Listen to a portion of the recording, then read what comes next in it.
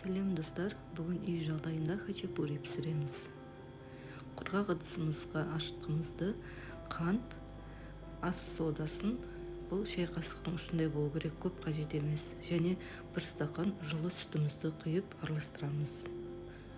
Үстіне жұмыртқамызды, бір ас қасық майонезімізді және бір жарым шай қасық тұзымызды салып араластырамыз.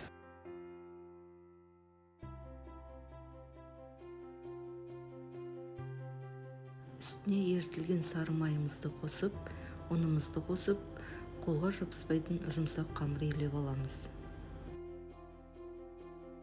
Қамырымыз дайын болды, бетін жауып, жылы жерге 25 минутқа қоямыз. Дайын қамырымызды күлшілеп алып, оқтаудың көмегімен жаямыз.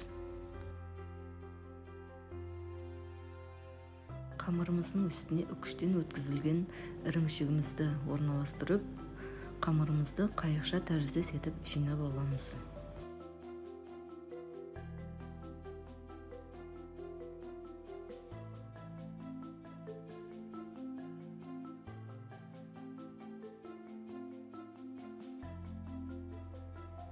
Хачапуриміздің қамыры дайын болды. Пешіміздің ыдысына орналастырып, бетіне жұмыртқа жағып шығамыз. Алдын ала қызып тұрған 180 градус пешімізге 25-30 минутқа қойып пісіріп аламыз.